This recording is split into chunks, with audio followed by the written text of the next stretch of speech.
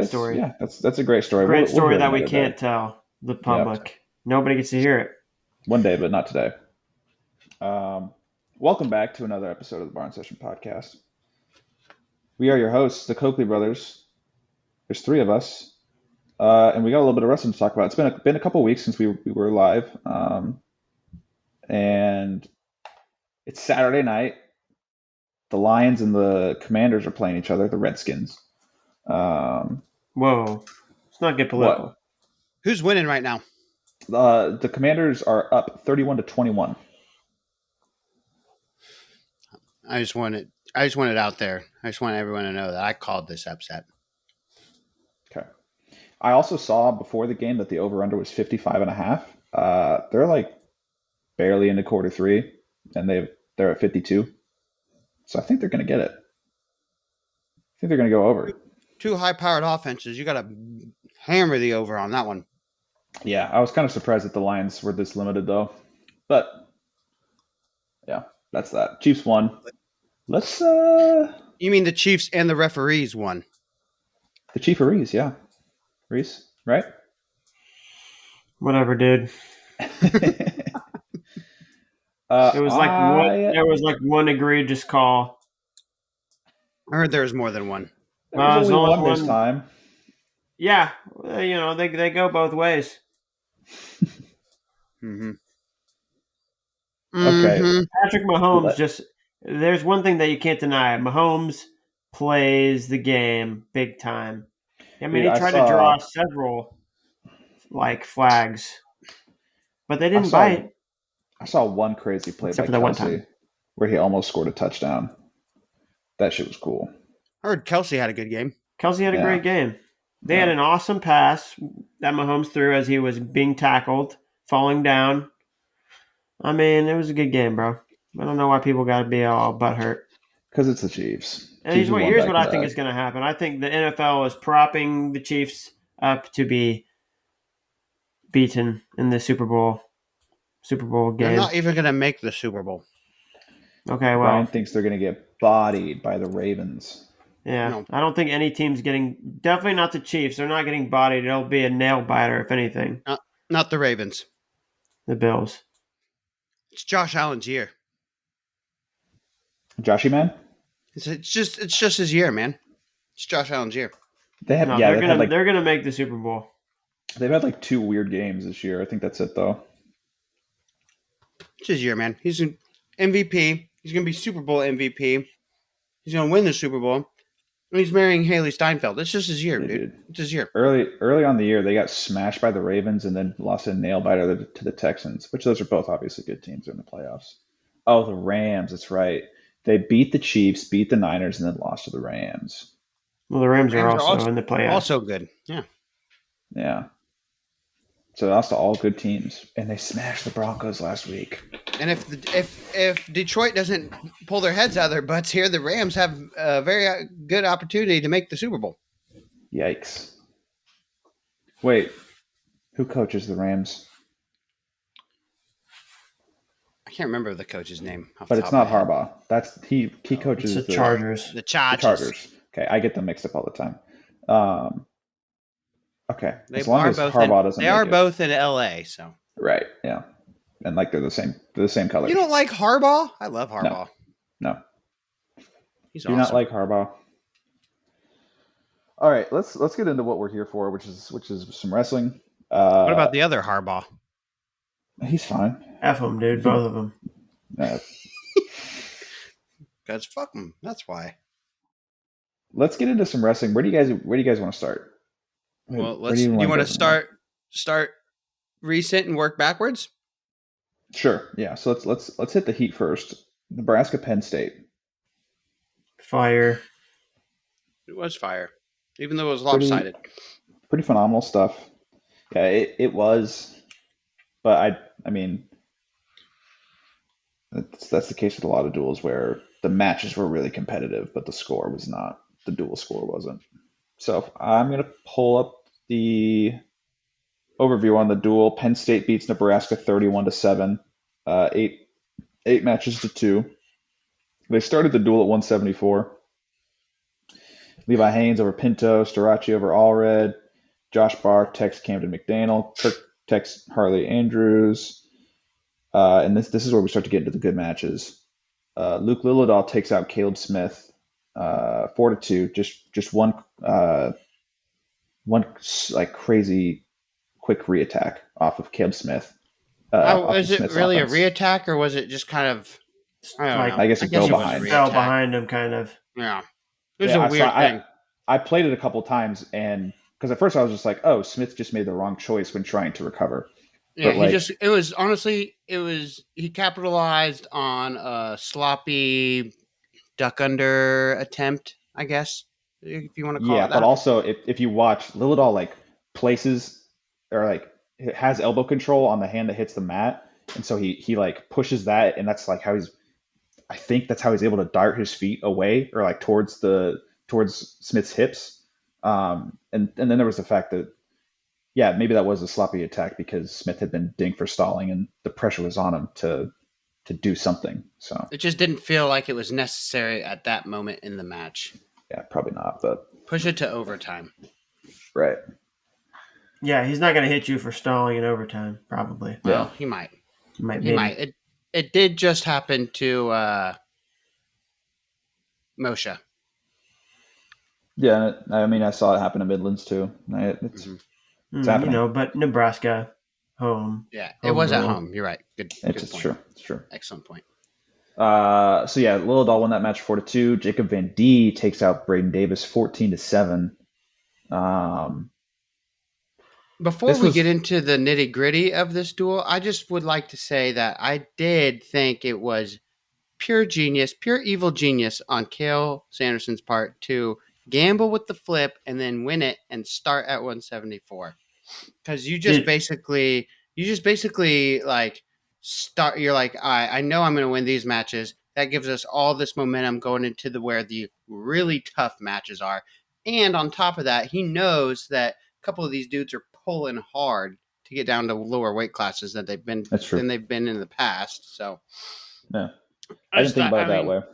That makes sense. classic Kale Sanderson. Honestly, classic. Kale Honestly, Sanderson. I had thought that it was Nebraska who decided to start there for the sake of like the crowd, but that's what you said Mine, makes more sense. Kale knew what he was doing. He's like, I'm going to get all this momentum. And then he's like, and then even if they're still able to keep it tight and maybe drag it down to the last match of the night, I've got Mitchell Messenbrink. yeah. So, I was evil wondering genius. because Willie Saylor was talking about Caleb Smith having a hard time getting down to 125, and so giving him a lot of recovery time. But even with it, Lillidahl still won. So yeah, I wonder how hard of a time it is. Because I mean, he's thick. Don't get me wrong. yeah, I'm sure it's not an easy but cut, but it just doesn't seem like it would be that hard. But I don't know. I don't know. no, I'm taking it verbatim from what Willie said. He does not look like a guy who would have a hard time cutting to 125. So Mhm. it was, I don't know, and it didn't play a factor. He had plenty of time to recover, and Lillidahl still managed to win. So, but yeah, 133. So we were talking about okay, what matches do we think Nebraska can win here? And there was Ridge Lovett, there was Brock Hardy, Caleb Smith. I don't know. I think I thought Van D's Antrell Taylor had a variance. shot. I thought honestly, I said it in the text message, like they could win the first 5 weights. They could. Those are all 5 of those are winnable matches Yeah, for them, but the last no, 5 were not. no, Yeah. no, not nothing. No, there was, dude. Their upper weights are so daunting, and it's been that way for so long. Mm-hmm. But yeah, you're right. I mean, they could have won any of the first 5 matchups. I don't know why I didn't kind of look more into Van D versus Braden Davis. I don't think, at It least was this kind year, I of one don't think Braden exchange. Davis is going to be a real threat at the weight. It's Um, here's to me it was Vandy has huge upset potential against basically anyone he wrestles, especially mhm. when he's at home. Yeah, Okay. and he just got a big move. Hit him him with the Jonesy, and He's then really Right. good But match yeah, early on, fell just apart. held on from there. He's really, really good at that too. Apparently, That's such an interesting thing to have like high level capability at. Oh man, talk about Derek it was Papaya, tight. Oh Jonesy Yeah, but master. did Lapaya do it at the D1 level? Oh, he did it Sure. to Bulgarian one time. Dude, he He did it. could I do mean, it to pretty much everybody he he wrestled. won Fargo off that move, basically. Yeah, That's crazy. I mean, he was a D1 level dude easily. He was. Yeah. Shout out Derek Lapaya. Is Yeah, it good guy. Blue Springs? That's where he wrestled. That's not where he's Wrestled. coaching right now, but that's where high school but that's went where to. he like high school. Yeah. And then 1 or 2 time Division II All American for Central. Yeah. Actually, it might have been once for Maryville and once for Central. I don't remember. I have to go back and look. I don't know. But okay. Yeah, and then Bo Bartlett, Brock Hardy, 8-7. Bartlett beats Hardy. Where do you even start with this? That was the best match of the night. Yeah, it was a good match. I mean, that's like one of the best matches of like the dual season so far. I think this match just makes me feel even more certain that Hardy is. You slot him in there with the other 3 as a title contender. But he also loses to Happel. What are you shrugging your shoulders for? Because he gets beat by guys like Happel and Jameson. And Yeah, but he's the only one I feel like out of any of those guys outside of the top 3 that can actually beat the top 3. Jameson has definitely proven himself this season. Okay, Jameson, yeah, maybe not. I mean, Brock Hardy's beaten Real Woods. I mean, he was right there to beat Mendez. He's beaten Bo Bartlett before. I mean, really, I'm going to say this. Had that match won, just made a kind of hung on. I mean, it wasn't necessarily that he made an error. He just things kind of fell, like didn't fall right for him. I'll say this: high ceiling, like able to take out the people in the top competition. Low floor comparatively. Like he can lose to some top 3, yeah. Yeah, so like it's kind of like a freshman sophomore year version of Vito, right? Where he was like he can beat the best, but he's also going to lose to Pat Glory, he's pretty good. So I don't know if I don't think he can string it together for Big Ten. Well, he had a great NCAAs last year. I mean, he strung. I mean, that was about as well as you could string it together. He got spladled, in the semis, which sucked. Yeah. On national television. Yeah, and he bounced back and took 3rd. Yeah. Hey, what would you rather have, a national title or an interview on Barstool? A national That's title. A dumb question. But not even fair. close. Sir. Not even close. Hey, but good consolation, right? 3rd place in an interview on Barstool, right? Yeah, I mean the reason why, not great. Yeah, not great. Well, I mean, didn't it Will Compton interview him? Was it Will? I thought it was Pat. Pat? Who's Pat? Pat's not even on Barstool. Was it? I don't know. I thought it was Pat McAfee. Pat? Now I don't know. No, it was had it to on have Pat been McAfee Will show? No. Shoot. I'm pretty sure it was Will Compton. I'm pretty sure it was on Bussin' with the Boys, wasn't it? Maybe. I don't know, but Will Compton's cool, so that's fine. He's leaving Barstool. That's the rumor, anyway. Him and Taylor Luan. Barstool Yak. Oh, it was on the Yak? I think so. That's KB No Swag. Okay, that makes sense. That's probably how. Yeah, that makes sense. Okay, yeah. I mean, Brock Hardy, he can beat those best guys. He's just got to do it, right? And that's the thing is, for a while we've been saying he can do it, but I mean, yeah, he beat Real Woods last year. So personal question for you, Sammy. What's your record against Brock Hardy again? 0-2. Teched twice, both times in the national finals. Not leaving me alone. That's okay. His brother beat me once I thought you beat Brock Hardy. No, it was the opposite. You beat Artolona. Did Artolona also beat you though? No, Artolona beat Brock Hardy. Oh.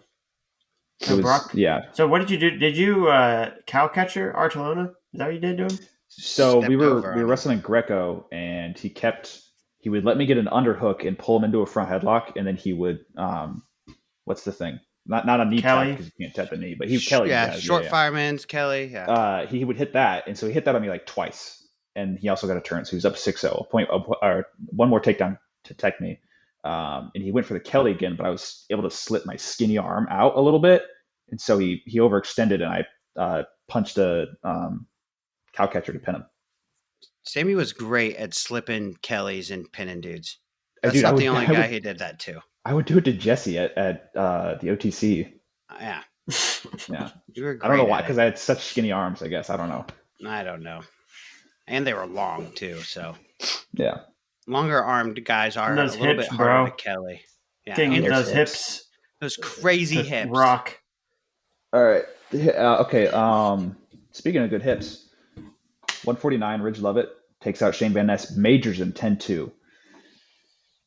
Does this feel like kind of the score does not reflect the way the match really was? 100%. Okay, good. Why?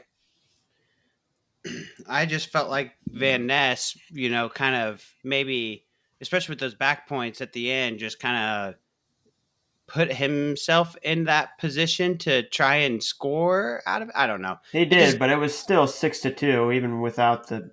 I mean, I don't know. What's 4 back points? Like. It's one turn. You're right.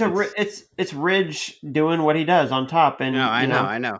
He's stingy on top and frustrates dudes, and I think Van Ness just got a little frustrated. Maybe. Yeah, I think that match made me think that Ridge was the better guy. Yeah. I don't know how Van Ness. I mean, But obviously, I think Van Ness can take him down, but I don't know if he can consistently find a way to take him down. I just can't see Caleb Henson beating Van Ness. Me neither. I can't see it. I can't see it. I don't think from this match I think less of Van Ness. He's beaten Caleb Henson before, so he can 100%. But he can't anymore. He can beat Caleb Henson. Come on, man. I know.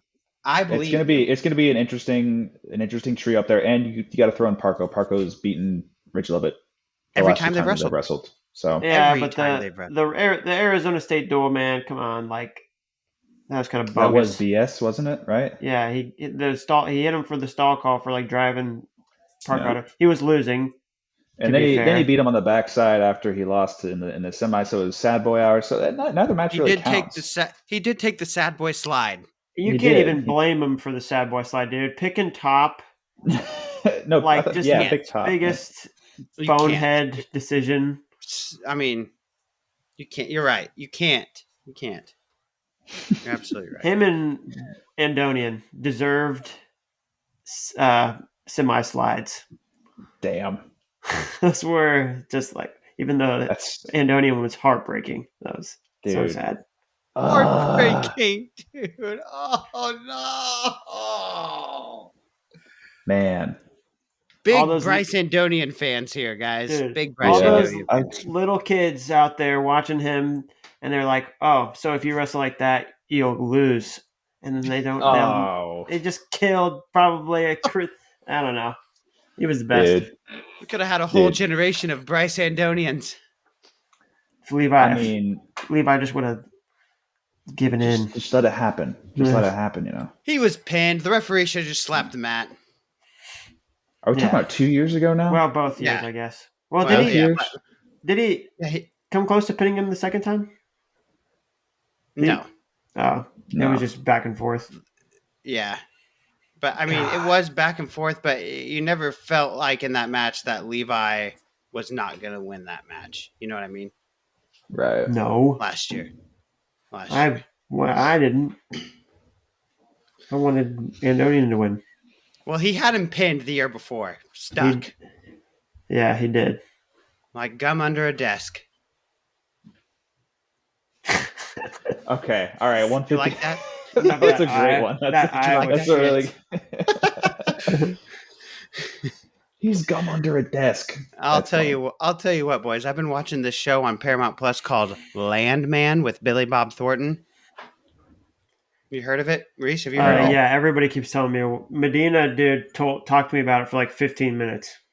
Oh my god, dude! It's Yeah. like It's 5 years. awesome. And then he was like, "Oh yeah," he's like, "It's on Paramount Plus, but if you have Amazon Prime, you can watch it because every Amazon Prime account has Paramount Plus." No, wrong. Dude, Yeah, I that's hate not. I He hate the he streaming convinced me platforms. too. Like he had me fully convinced, and then tried it. Nope. He was like, "Oh, I've done this with other people where they're like, no, it's not. I don't have Paramount Plus,' and they go to their Amazon Prime account. There it is." And I was like, "Okay, I don't know. That's weird. yeah, I don't know. I don't know either. I'm not gonna bring it up though. That's for No. sure." Okay.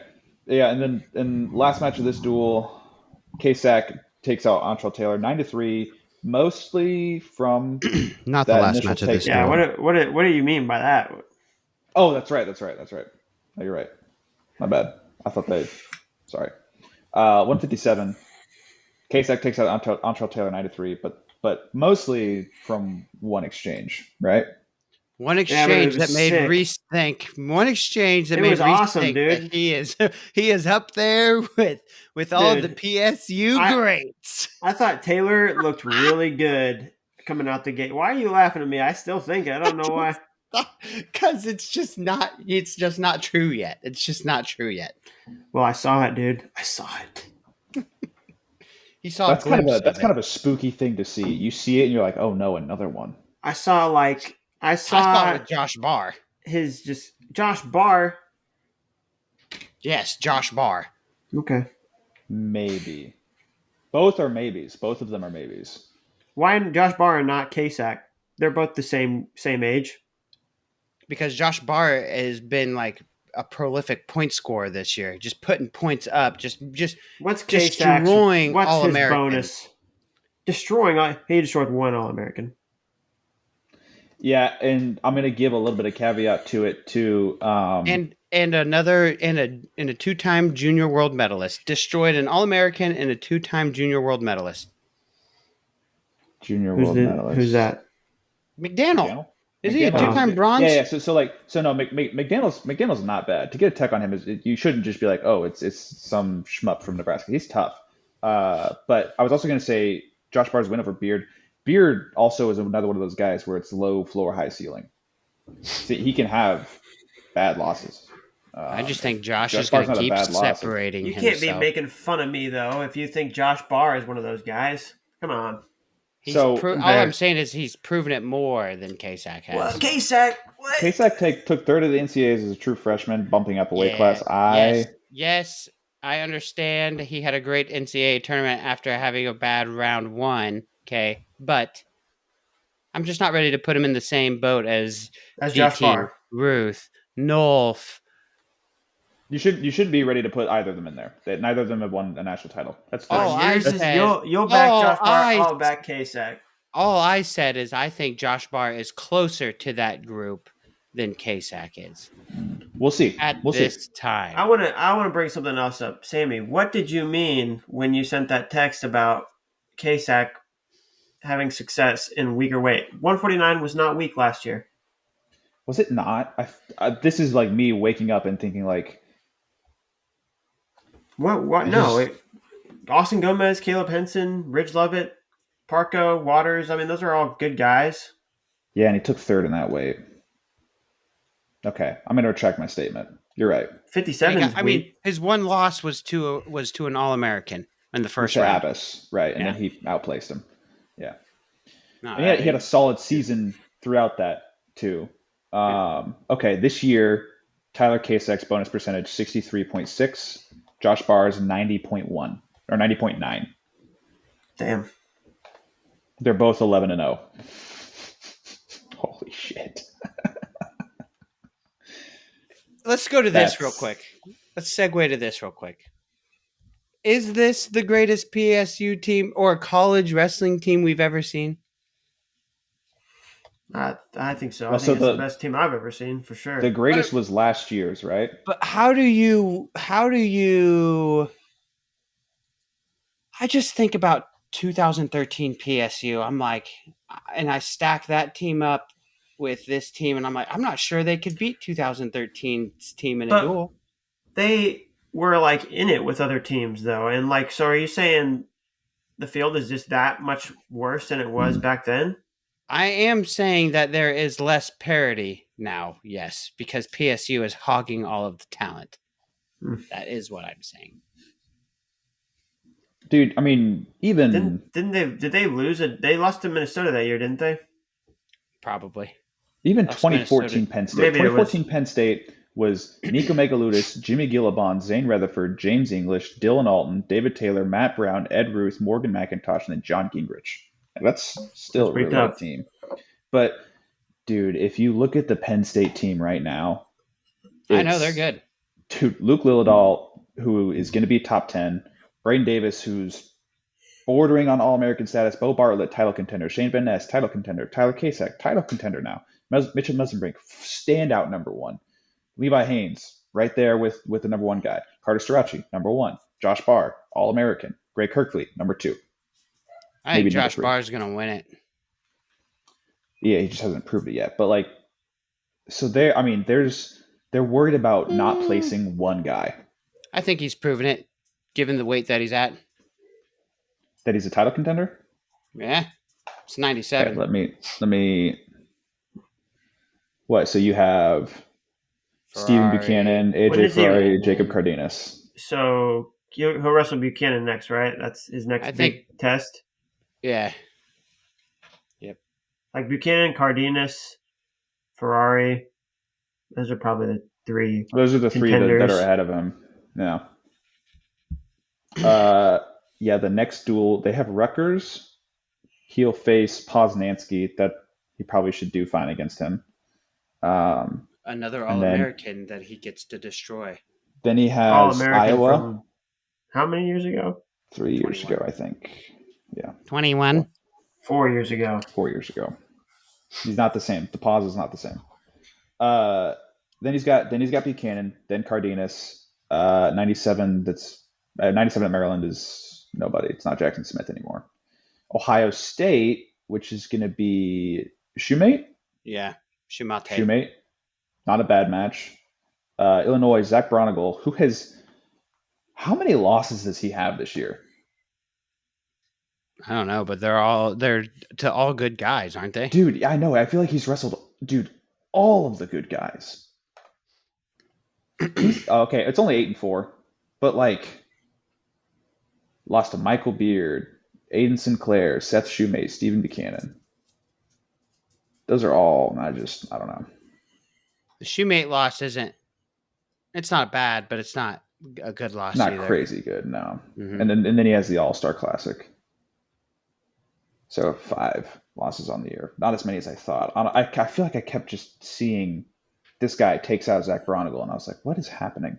But maybe because I've seen it for Dan Bronigal too. Okay. Danny boy. But yeah, okay. Josh Barr, I'm not ready to put him as a title contender. I'm not. But you are ready to put Kasek as a title contender. After he beat Antrell Taylor, yeah. So does that mean Ryder Downey is a title contender? Probably. Probably, yeah. I don't know, dude. If Ja'Cory Teamer's not healthy, then your next best guy. Your next best guy beating Meyer Shapiro? I don't think so. Here's the thing. Here's the problem, Reese. We saw it last year, where if the wrong thing happens, a lot of people can beat Meyer Shapiro. So if he's locked in, nobody's gonna beat him. Teamer probably won't beat him.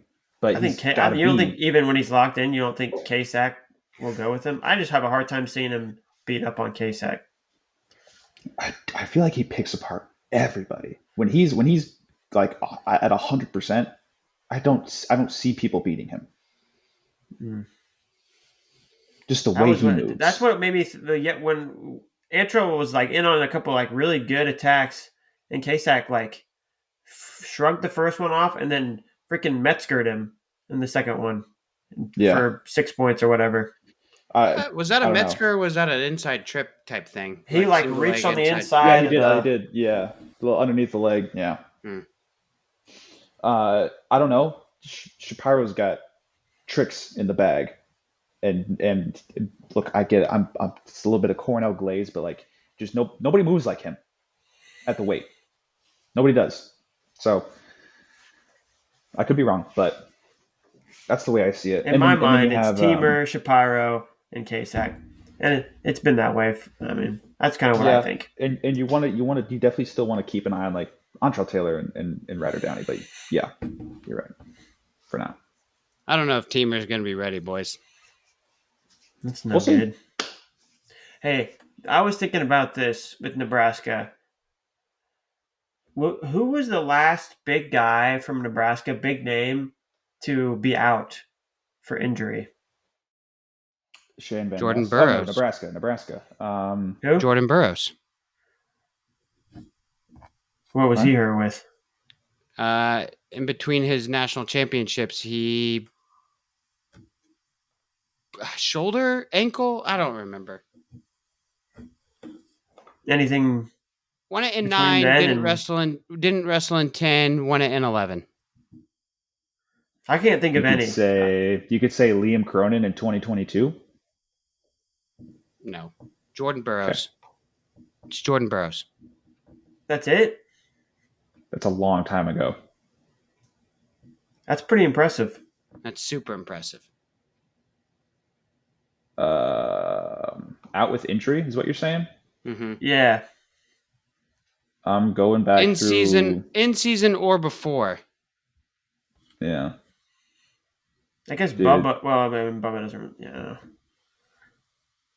Bubba's big in our hearts, Reese. You can't come Bubba's up with big in one. our hearts. Yeah. There's not. The answer is Jordan Burroughs. I think you're right. I think it's Jordan Burroughs.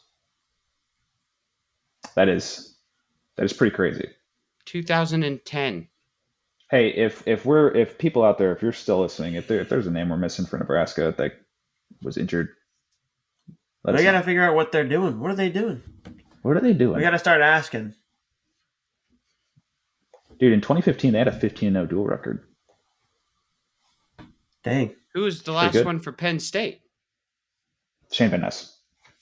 Ah, yep. Duh. I just forget about that because Carter of Kasak. Starachi. Not really Starachi, but yeah. No, he wasn't out for Yeah. the Could season. have been if he wasn't Carter Well, Starachi. Could've then been you could out. say. Could you say the same for Nolf then? Absolutely. Because he's also Jason Nolf. Yeah, that's a good point. Nick Soriano. Yeah. Oh yeah. Oh yeah. That's probably the one. Even though he wasn't out for the season, but he kind of was. He couldn't finish. Bad timing. Bad timing.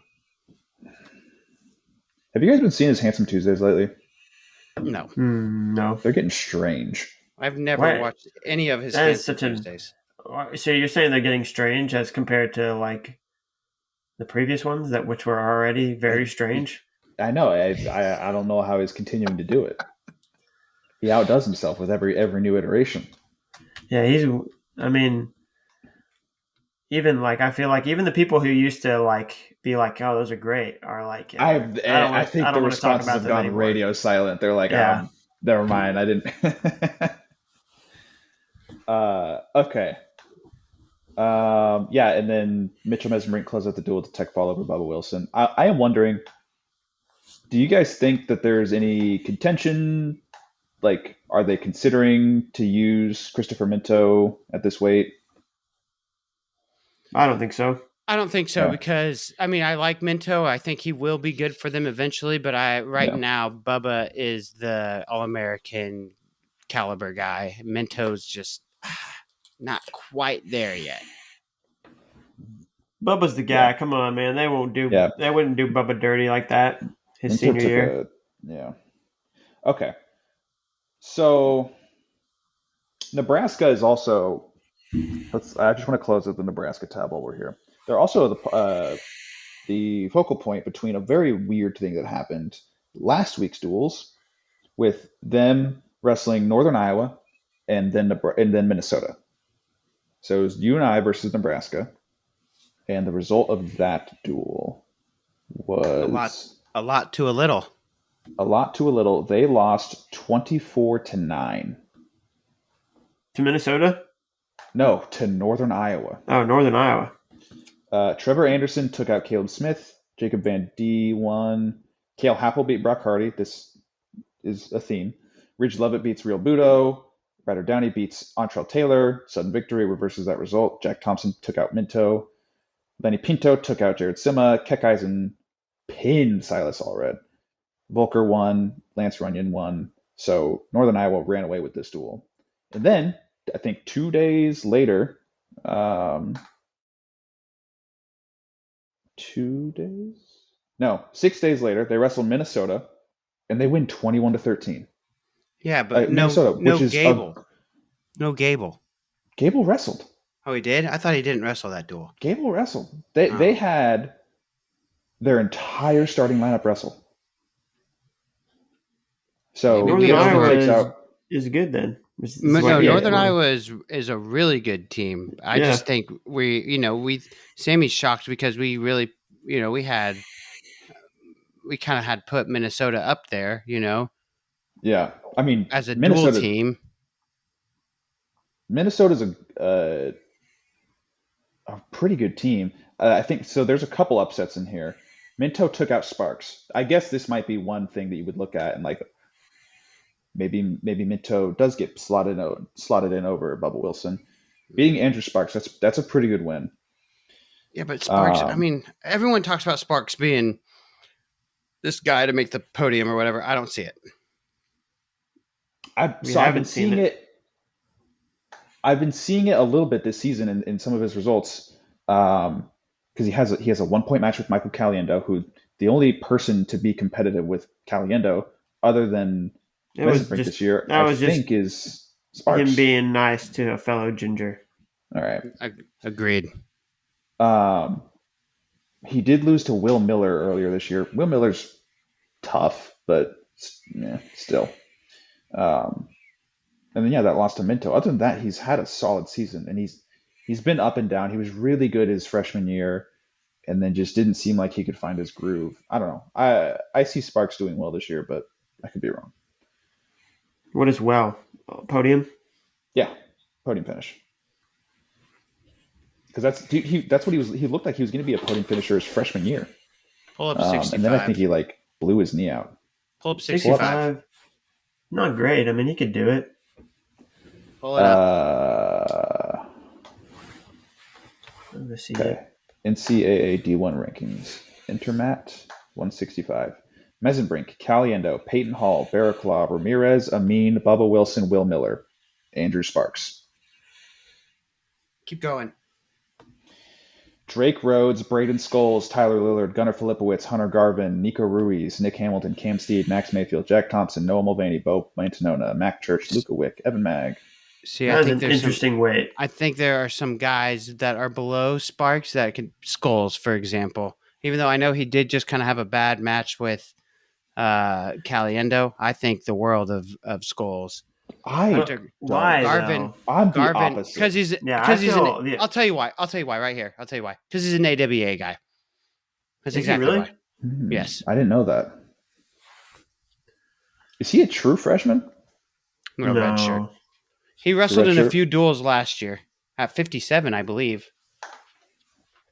I might be wrong. I don't know, dude. I mean, yeah, he's 57. He hasn't really. I don't think he's done anything crazy to make me think that he's a 12. So he lost to Ethan Bird from Ohio State, and then he got teched by Caliendo. His big wins this year: he pinned Nico Ruiz, who was kind of whipping his ass. Injury over Cam Steed. And he beat Max Mayfield. I mean, I'm not there yet, Ryan. I'm not there yet. I'm going to be honest with you. Okay. But it could definitely happen. You could definitely be right. Let me look at Hunter Garvin. Hunter Garvin. That was going to be my name to say. Bowman, maybe. Bowman could. He's not. Bowman. Put him in there. Hang on. Bo Mantanona. He only has one loss this year. Oh, To He's only wrestled 7 matches. He lost to Noah Mulvaney, who I think is out. They've been super Mulvaney. banged up this year. Yeah, Michigan is not looking great this year. Mulvaney's not out either. He's wrestling. Where's he? Yeah. Number 23 on Flow. At what weight? At 65. He's number 23 on Flow. Yeah. He's not. 20. There he is. Okay. I thought he would be higher, I guess, after his year last year. And the fact he's an AWA kid. Okay. I don't know. I think 65 is a weird weight this year. It is so weird, yeah. There's a lot of volatility after number 6 in the country, which is amazing. Yeah. I mean, I think Garvin, you can for sure slot in there. Yeah, he's high. What about Lillard? Oh yeah, what about Lillard? We just gotta wait and see. You just never know. Hey, speaking of Indiana, the Hoosiers take out Purdue 25-11. It's a Hoosier state. Let's go. The state belongs to us. The state belongs to the Hoosiers. Isn't that 2 years in a row?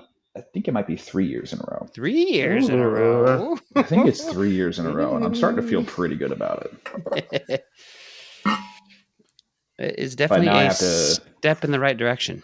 I have to double check that now. Because I don't want to have to eat my own words. Especially if a Boilermaker tries to make me do it. Boil your words up and make you eat them. Yummy.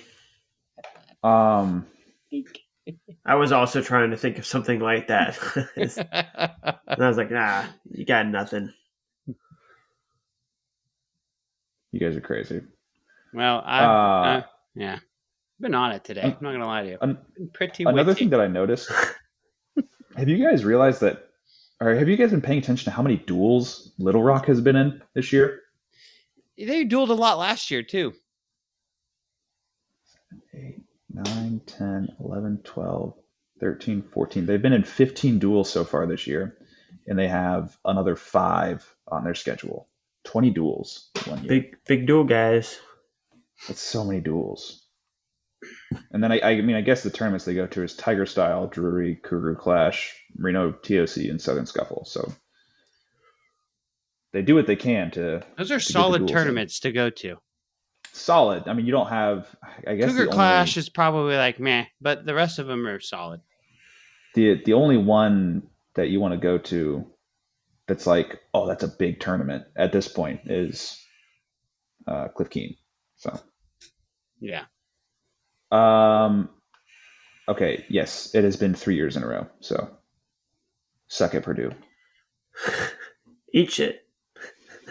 And yeah, that was that. Okay. What other results from yesterday?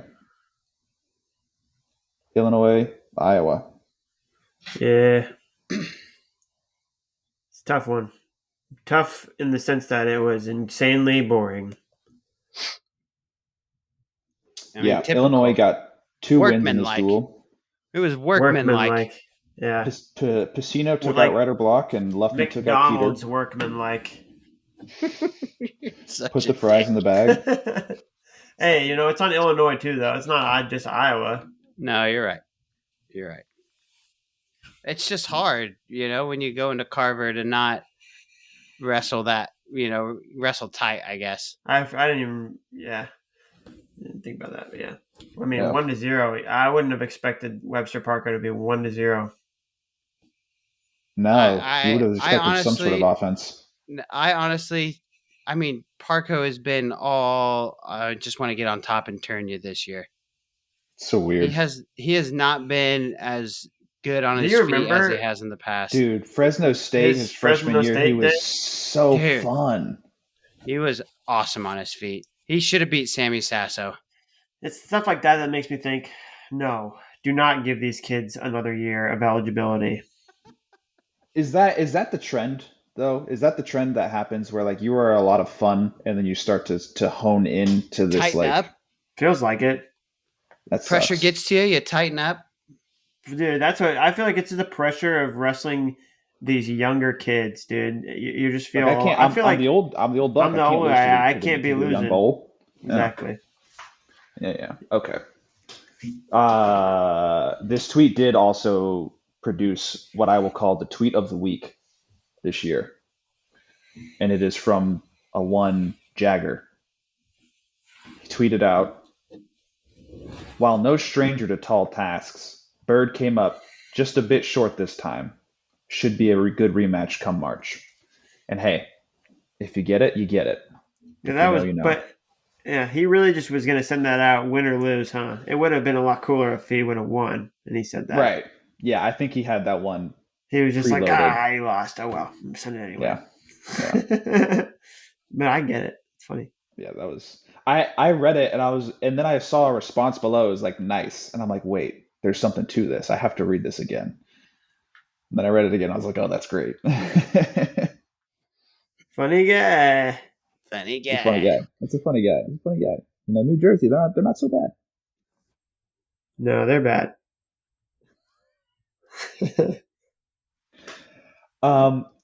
Also, a little bit of groundbreaking things. Morgan State got their first dual win since being reinstated. And probably the biggest news, women's wrestling at the D1, D2, and D3 level has been approved as an official sport for the NCAA. Correct? It's good. Congratulations, women. You've won the war. We knew it the was men were on coming. your side. The men were on your side. Let's be clear. You knew, Let's be clear. and we knew it wanted was to. coming too. We knew it was coming. Honestly, I'm We need glad it. it came as soon as it did. Yeah. I really didn't think it was going to happen for another 3 years, to be honest. Did you think they were going to vote it down? That would have been a mistake. Right? That would On have so many pissed some levels. people off. On so many levels, that would have been a mistake. And then Kennedy Blades celebrated that by taking her opponent and suplexing her tonight. So, welcome to the NCAA. Violent. Oh man. Yeah. I just like it because now, because it was all like kind of one, which just felt a little bit unfair. It just felt it's like, well, if it's gonna be this way for a while, I was just gonna dominate. They're just gonna dominate, Iowa dominate, and everybody dominate. else, and it's going to be that way for a long, long time. But now that they've made it an official sport, first of all, we're gonna see programs blow up. I think. Which ones? You know. I feel like Okie State's coming next. Cowgirl Wrestling Club? I feel like Okie State's next. And then I bet a bunch of mid-majors will start programs. Do you think Penn State's going to do it? I feel like it's the next obvious thing, right? So I do think that will happen eventually. I just think it's going to take time because it's Kale, the perfectionist. He's going to want to do it right. He's not going to rush into something, just be like, oh, now that it's a sport, let's start a program. No, he's going to go, bring in the right people, make sure they hire the right coaches, and Kale. He's gonna want to make sure that whenever they do start a program, that they're dominating Iowa right away. So right away. You think he's looking at the looking at the ecosystem right now? He's like, I'm not starting a program. Iowa's way too good right now. I mean, maybe that's part of it. It's like I do not. I can't lose. This is how bad I don't want to lose to Iowa. Not that I mean, he's if I don't obviously play, how can I lose? He's obviously not going to be the coach, right? But like, maybe he's like, all right, No. let's get this funding up so we can pull Clarissa Chun away from Iowa City. No. You Don't just gotta, do that, Kale. You just gotta go. You gotta go. Kale. You gotta go. Who would you put in above Clarissa Chun? Who could you already know. No. Oh yeah. False. Yeah, probably Adeline Gray. Never mind. Adeline Gray. Adeline Gray. Because she's been doing coaching at Wyoming Seminary, right? Obvious one. So if I'm David Taylor or Kale Sanderson, and I'm starting programs, that's who I'm going after right away. Because you gotta have a woman. It's the appeal. Duh. Yeah. Okay. Because like right now, Isaac Olenek is the Cowgirl Wrestling Club coach. And I mean, Gary. Iowa does have the blueprint for it because they got Mayab as the assistant, Gary Mayab, who Perfect. Honestly, that's the blueprint. He will put all the infrastructure in that you need. Big name female who knows wrestling, can recruit, and then you bring in an old dude. Doesn't have to be an old dude, but you just put an old dude in the corner, and then everything's good. You put in those old white guys.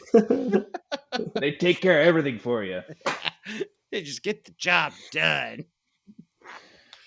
I mean, I agree with that. Or just somebody who's like, because it's going to be men, because the men have been the ones that have been in the coaching positions up until this point. So like, you put a guy in, he's your guy in the chair. He's gonna get all of the things that you don't know about yet, solved. But it also helps that like, oh, we're starting up a women's program. Well, hey, this is the blueprint that we've been using for the men's program, and like we have this person who's been doing it for this many years. Ask them all the questions you need, and you'll get it figured out in no time. Yeah. Yep. So when they start to see the rapid success that women's wrestling has with freestyle in the collegiate level, do we pull turn it into folk style? No. Opposite. This is great. Let's change it. No, it's always going to be folk style's not going away. It's never going away. Yeah. So okay. One more congratulations for women. Congratulations. But this makes me want to transition into the next thing that I was thinking about, because this is what was going on in the Twitter sphere, and Willie talked a lot about it. And you guys made me think of change, and he was talking about it. National duels and what that could look like, what it shouldn't look like. So the first question that I'm going to have for you guys is, when should it be? I saw the November, the early. I like. What about right before the Christmas break? Okay. Like it. Right before Reese? it. So what? So like, okay. What do they do in January and February then? Tournaments, right? This is where you have your tournament competitions. So we just swap dual season and like the majority of the tournaments. That's what it felt like. So this is what I was getting from Willie. So he said, first of all, for those of you that are saying that you should have the NCAA dual championships 6 weeks before nationals, that's the dumbest thing you could ever do, because why would you have them wrestle 4 ranked guys and then 5 ranked guys and then another 5 ranked guys? Like nobody's going to want to do that. Why are you trying to mess with? Because this is the truest thing that he said about it. The NCAA wrestling tournament is the greatest product on the planet at any time during the entire year that wrestling has. There is nothing that has more eyes, has more like showmanship. Nothing generates that much money. I wouldn't think. Like, don't mess with that. How about this? We do a 12-team playoff. Make the duels during the season matter. Okay, when would the playoff be? Well, it can be 6 weeks before the tournament or something along those lines. Then you three for the lower seeds, and only 2 for. Is that right? Or no? It'd be 4. 4 for the lower seeds, and then 3 for the top 4 seeds. I don't know if that would work. Is it better? I mean, I don't know. I do think that if there was a way, do a top 4. If there was a way for the sport to transition over the years, like, hey, we're announcing in 2030, this is what the format's going to be. We're doing duels in the first semester, and we're doing tournaments in the second semester. So, CKLV, Michigan State Open, all these other tournaments that you see in the first semester, start making your way over to the second semester. Start setting up your schedules to be dual heavy on the front, tournament heavy on the back. And then just over the years, everything just moves around. That probably ends up becoming the best result. Right? I don't know. It's hard Don't know. It's hard to say. It's hard to say. I saw But some are there other any glaring issues with that? The whole the idea of everybody being able to uniformly move their tournaments seems hard to wrap your head around. If you give them half a decade to do it, maybe, yeah, I don't know. I mean, there's a lot of it's just a lot of tournaments. Well, I mean, I'm sure some tournaments would fall off, and then there would be some apparent holes after that, and so then people would fill in the gaps, kind of like what Soldier Salute did when Midlands didn't happen one year, but then did happen. I mean, here's what you do, though. Here's what you do. You don't eliminate your open tournaments. So you leave those alone. Leave the open tournaments alone. Let them have the open tournaments whenever they want. First semester, second semester, doesn't matter. You just don't touch those. Your invites, you save your invites for second semester. Okay. Do you still have opens during the second semester? Yeah, like I said, have opens whenever you want. Opens or whenever. Yeah. So, but does this, now my question to you guys is, I mean, we're talking strictly D1 here, right? Because I don't see any reason why this needs to even trickle down to D2, D3, JUCO, and I mean, no, I just don't. I just feel like those seasons are good the way they are. I mean, we got a national duels of nationals. I think the biggest push for an NCAA dual championship, because at the end of the year, you know who the best dual team is most of the time, and maybe that's just because Penn State is what they are right now. But so it's not people are trying to say oh, who's the best, because you do want to kind of find that out in football and basketball because it's kind of hard to tell. You want the fanfare, the sportsmanship. You want the event, because you could, if you want to talk about being able to hype something up, wouldn't that be great? Oh yeah, it'd be awesome. Yeah. So I think that's the greatest payoff for it. And then you see number one team versus number two team, especially in a very competitive year, that can be so much fun. So what kind of format are you saying for how many matches are these guys getting in these dual? I don't know, because dual championship. There's gonna have to be a conference element to it. So I don't know if they're gonna do it the way football does it, where they're doing rankings every week, and so you run from that, and then you take the top 5. I think that's a great way to do it.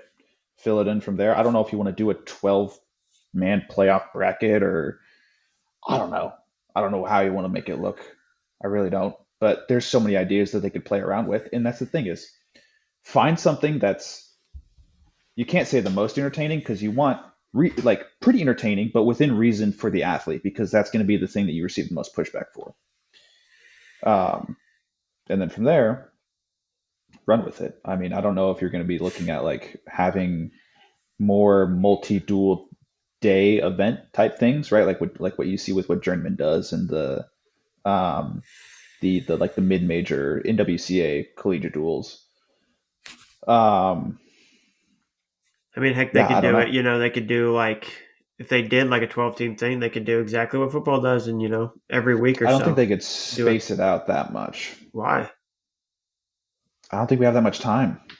Well, we don't have more time than football, but we have a pretty close. We're pretty close to having it would bleed over similar amount of time. The tournament season, wouldn't it? Oh, if you're doing it that way, yeah. I was just thinking leave that it leads into leave the scheduling alone and just have it somewhere in the I don't know if that would work. I think you have to split the season up. I think you have to. Well, it's already. What do you mean? It's already split up. Are you saying split the duels two championships in the first season, or in the first semester, tournament in the second semester? That type of splitting.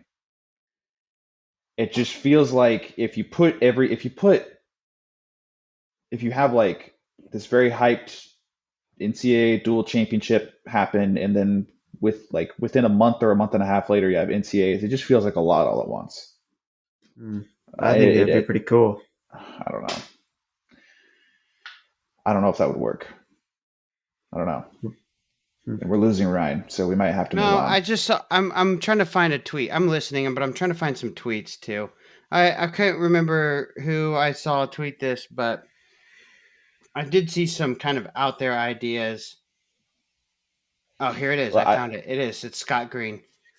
Ah, He had some out there ideas to incentivize participation.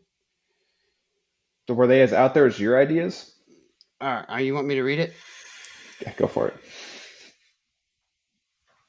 I'll just read the whole tweet in its entirety. Make the regular season matter. Incentivize participation. National duels. Both teams that make finals qualify all 10 weights for NCAA individual championships. Oh yeah, Champs That's out there for sure. That's much that more is out about there. as out there as your shit was. That's worse. Champs at Wait. Clifton, Southern Scuffle, and Midlands qualify as well. Remaining spots allocated at end of the year conference tourneys. There, I fixed it. What did he fix? What the yeah? Because you know what you did? You killed my conference tournament. Right. You killed the conference tournaments. Which is the second best thing. Pretty Maybe much. not, but close. Big Tens is. Big Ten's is great. I don't know if it's better than CKLV though. It's better. Some years. Well, maybe not. Some years it is, yeah. Last year it was not. Dude, Some years. CKLV was pretty good this year too. God, that year in Madison was amazing. Yeah. Was that personal experience though? No. That heavyweight. I mean, you haven't seen a heavyweight bracket like that. Heavyweight, right? And I am totally most attributing most of it to the heavyweight bracket. I forgot about that year. That was good. You're right. God, it was a good No, year. I wasn't very involved at that point. So,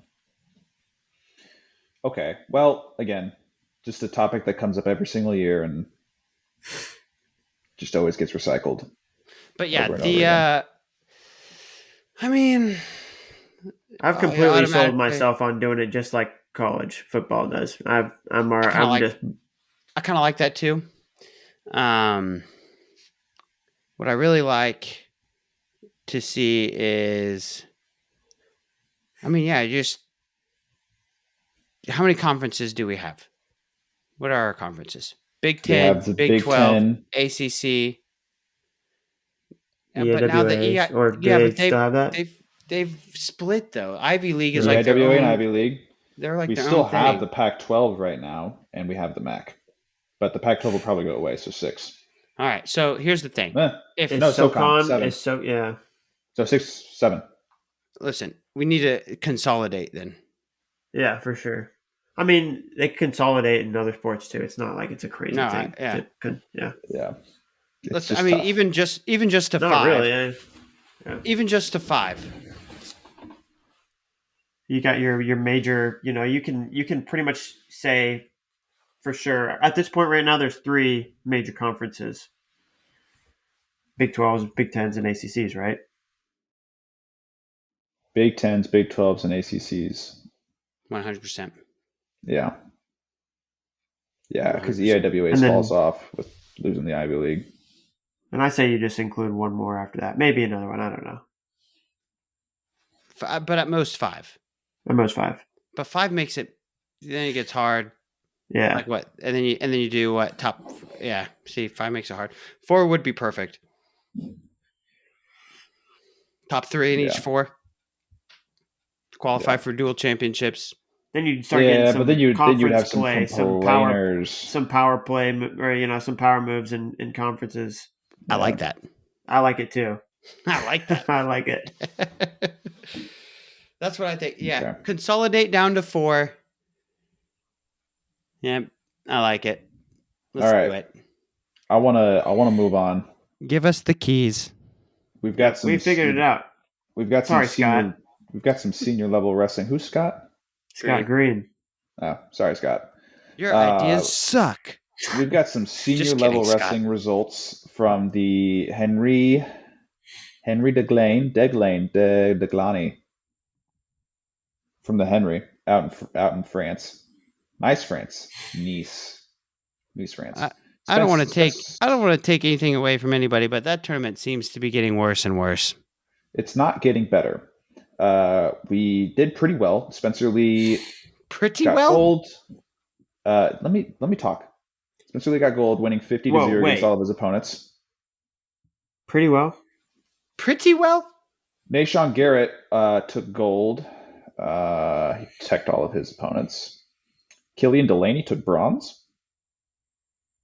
Yaya Thomas took silver, lost to Ibrahim Valiev. Quincy Monday took silver, lost to Truman Valiev. Kennedy Monday took gold. Chance Marstover took gold. Mike Machiavello took gold. Did we have any big wins? Bronze.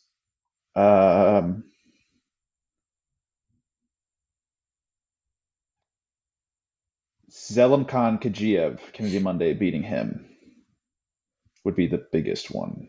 Sounds familiar. Kennedy Monday is back, boys. He's wrestling for France. Oh, is that the France? That's a French guy. Yeah. He's the guy who got headlocked. Oh, he's old, isn't he? Yeah. He's the guy that got headlocked in Vegas.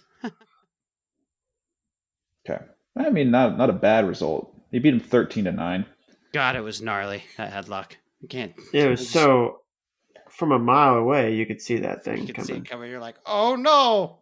Boom! No. If Quincy Monday had found a way to beat Truman Valiev, that would have been a pretty insane win. Yeah, what was the score to that? He got teched 12-2. Ooh, getting teched by a guy like Truman Valiev who doesn't even like to score points. It's not good.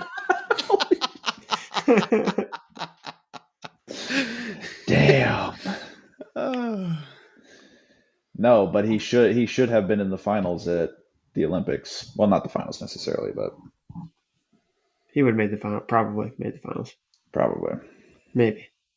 Spencer Lee didn't have a match last more than 38 seconds. Yeah, he beat Ben Tarek, Gaspard Chenou, Syed Jamshidi, Giuseppe Ray, and Thomas Epp. No, that didn't sound like any caucus. Morocco, France, Switzerland, Ecuador, and Switzerland. What the heck, man? Where is this? This tournament's in France, yeah? Yeah, it's in France. Nice. It's in France, but I'm going to use this as a pivot. You guys have fallen for my trap card. Flow Wrestling is hosting a card, a senior level card. And I'm trying to find the list of matches, but we know of at least one.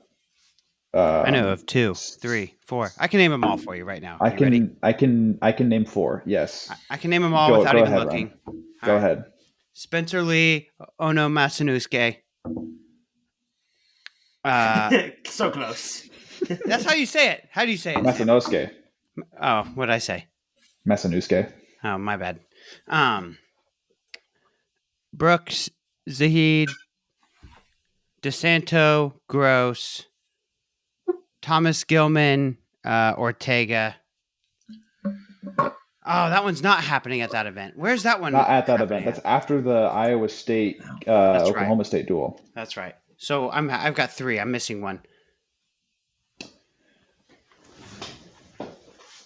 Man, I can't think of it. David Carr. Oh yeah, David Carr and Takatani. That's what it is. I don't know what are you doing there. I don't know what this was. Yeah. He did that at the Olympics with Kyle Dake. You know, he did the Kamehameha. Yes, with Kyle Dake. I don't Dake. even remember that. Wow. For the Harukin, which one was it? Which one did he do? I don't know. It was just a picture. I didn't see it. So it was Goku. Yeah. So I mean, Spencer Lee. Oh no. Ooh. I don't even know. I don't know. Spencer Lee, about dude. That one. You think that's all Spencer? Is that happening at 61 or a catch weight? Probably a catch weight or 61, I would guess. So what I meant by that? I thought I heard it was happening at 61 kilograms, but then someone else told me that Flow Wrestling said it's going to be at a catch weight.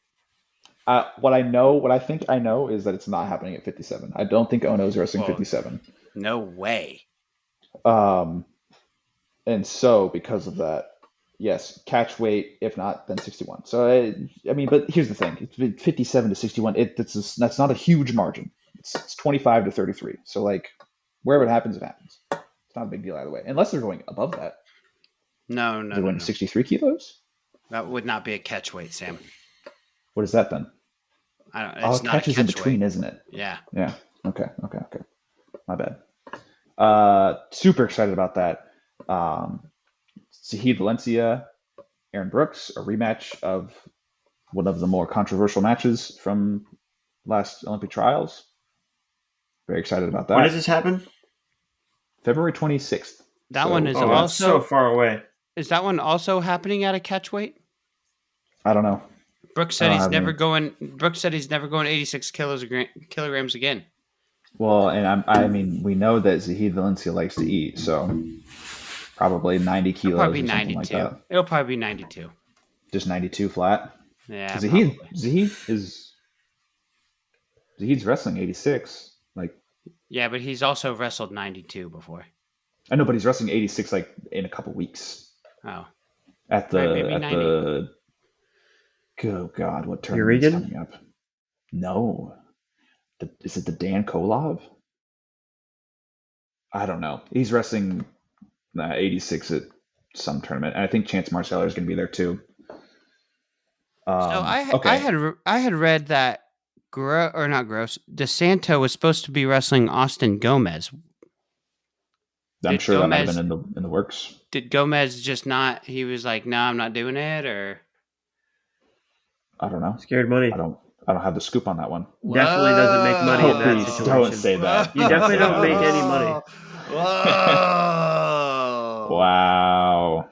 I'm so like. I hope he hears it. I hope he hears this. I'm so confident and just willing to say whatever behind this screen. Commanders beat the Lions 45 to 31. Oh no, that's sad, dude.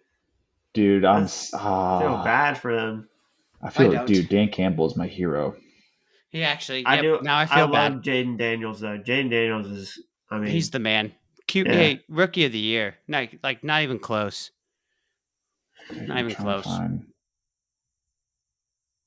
It's pretty crazy. I thought Bash put out a graphic for the guys that are going to the WAP. thing. Shout out my buddy WAP, Juan Carney. He said it. He goes, if Jaden Daniels makes the Super Bowl, it's the greatest rookie QB season of all time. Is that true? Would that be true? He's my football guy. He's the football guy. So, all right. He says then I take his word for it. Yeah. He's the guy. He's the guy.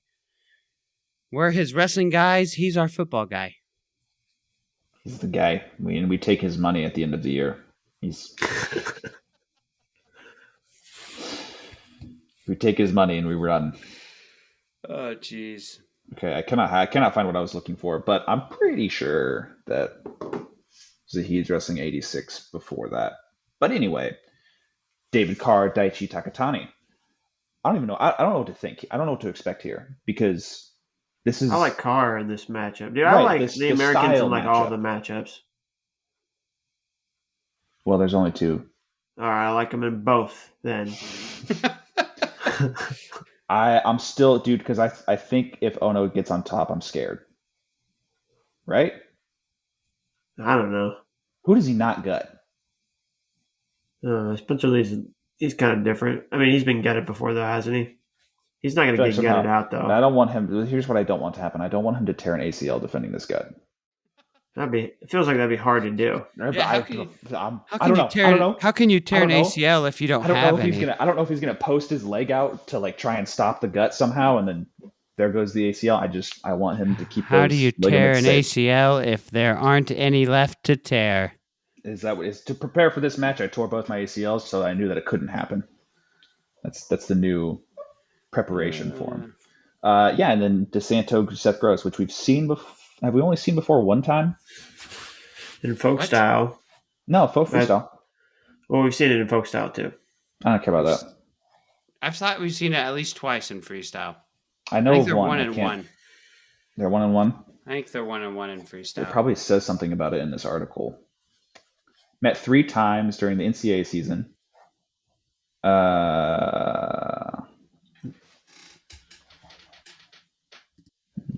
NCAAs. See, they care. They care about folk style. They do.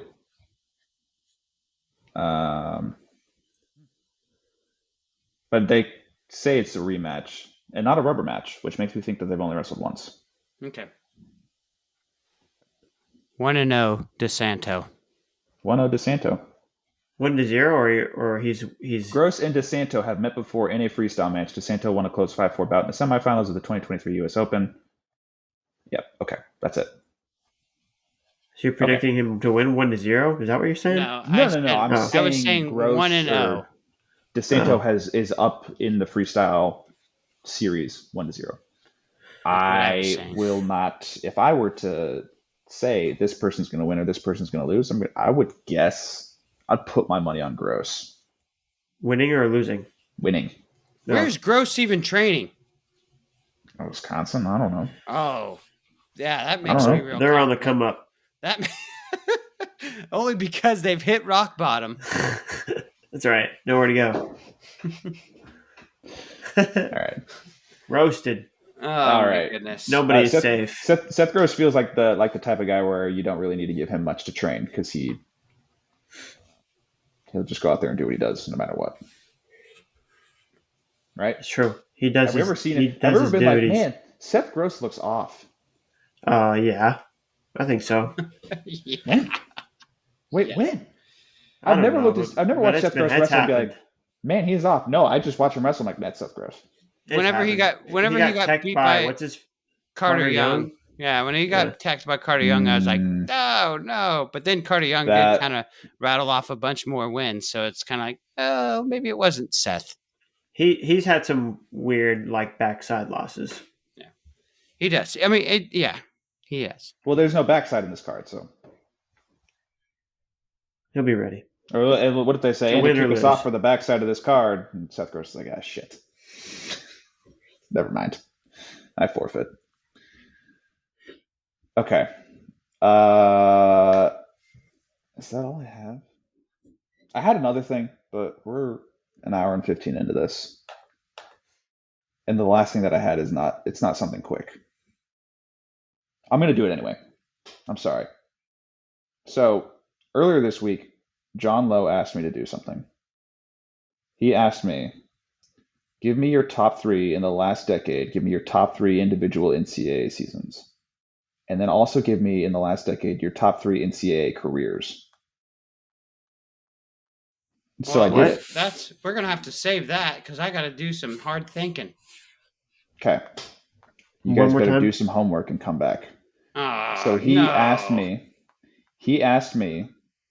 I'm trying to find it so I can tell you guys what I said, or should I hold on to it? Hold the door. Hold door. Okay. So best, in the last decade, best single season, top 3 best single seasons from wrestlers. So you can say Jason Nolf 2017. You can say that. And then in the last decade, your top 3 careers. So all their entire NCAA wrestling. Decade, man. Oh, wait. Hang on. In the last decade. But also not best. He asked for specifically most dominant. Well, that's like a statistic thing, right? I mean, it can be mostly, but you also have to take into account the quality of competition and all that. Zane Rutherford. Yeah, for single season? For single season? Top single 3 season career. I mean, dude, the dude was so dominant. All right. I'm giving mine then. I'm giving what I had. So for single season, I had at number 1 Zane Rutherford from 2017. Number 2 Gable Steveson 2021. Number 3 Spencer Lee 2021. Honorable mentions go to Alex Daringer in 2015, Jason Nolf in 2017, and Bo Nickel in 2019. Now for career, number 1 most dominant career in the last decade, Spencer Lee. Number 2, Gable Steveson. Number 3, Jason Nolf. Honorable mention to Zane Rutherford, Yanni Diekmahalis, and Kyle Snyder. Boop. Just calling a timeout on your number 1. I don't know if I can put Spencer Lee up there. I think the numbers can back me up a little bit. Probably. Because Can they really? I mean, he's got quite a few losses in there. He's got quite a few. He got pinned twice in his career. Pinned,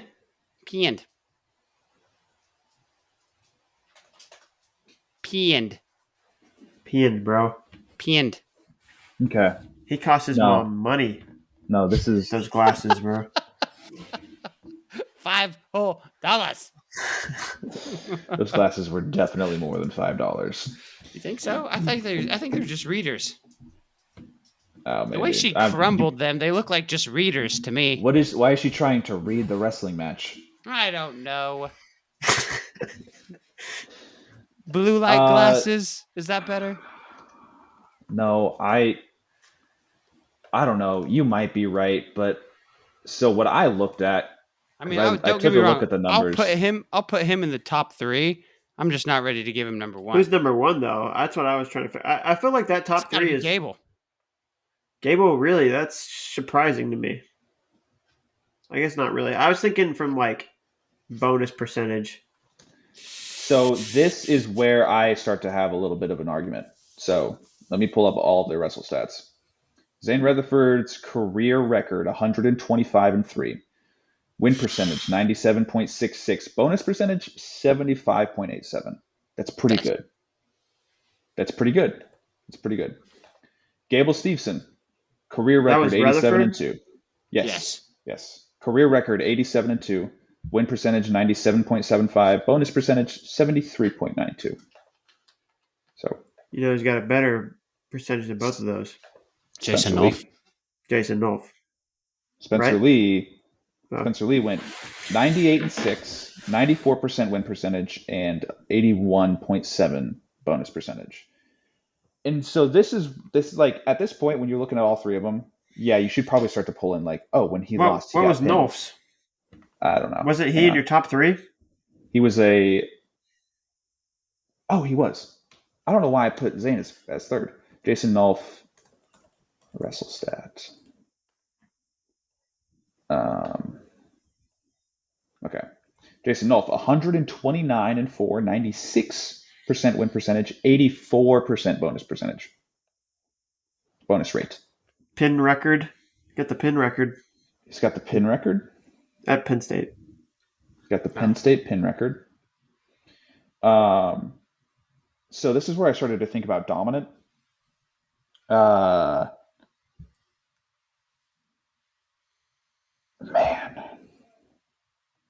I don't know. This is kind of tough because like Spencer Lee, he would go out there and it felt like when he was going to win, there wasn't really anything stopping him. And then he just had those off matches where he loses to Sebastian Rivera and he gets pinned by Piccinini. He had tank issues. Tank issues. He had tank issues. This was statistically provable. I know. Man, I don't know. I don't know what to. I don't know, but I followed up what I sent in immediately with. This is you can basically reorder your careers. All of them. I'm sticking with Gabale. Gable is number 1. So especially by the end of this year, you're probably right. If he bonuses this through the entire year, yes. Nobody's done that. Nobody's had 100% bonus rate through a season. Nobody. Well, nobody in WrestleStat. Nobody in the last decade. Nobody ever. And if he does it at heavyweight, I don't know, dude. That's freaky. Who will he? I think he'll have a tough time bonusing Kirk. Yep. I don't see him bonusing Kirk. That's the only one. Maybe Schultz too, for some strange reason. Nah, maybe. I mean, I could see why. I could also see Wyatt. Especially with his corner, I could see Wyatt keeping it within a decision. But yeah. if he does that, he'll have, I'd say, most dominant career. Nothing will ever convince me that somebody can have a more dominant season than what Zane Rutherford did in 2017.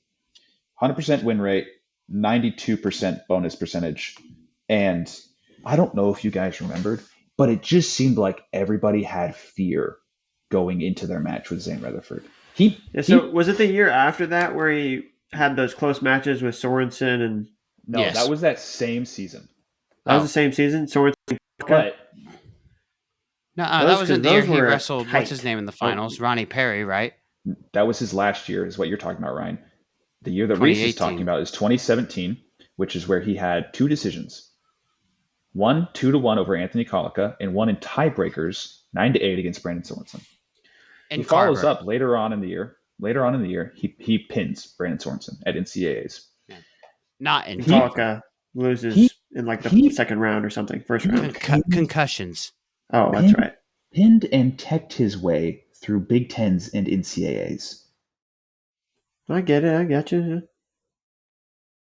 I'm pretty sure I saw Micah Jordan go out there and like shed a tear, like, "Oh, I gotta wrestle St. Rutherford again, man." Like 2017, No, there was you know who was shedding tears every time they had to wrestle Zane Rutherford? Pentaleo. Alec Pentaleo. Yeah. dude. Every time, like, go ahead, get your boots in and turn me. Oh, I'm ready to get pinned. Dude, he was so scary that year. He had every single win aside from those two decisions was a pin or a tech fall, and then he also majored Colin Purinton. Was the Colica match at Gallagher Iba?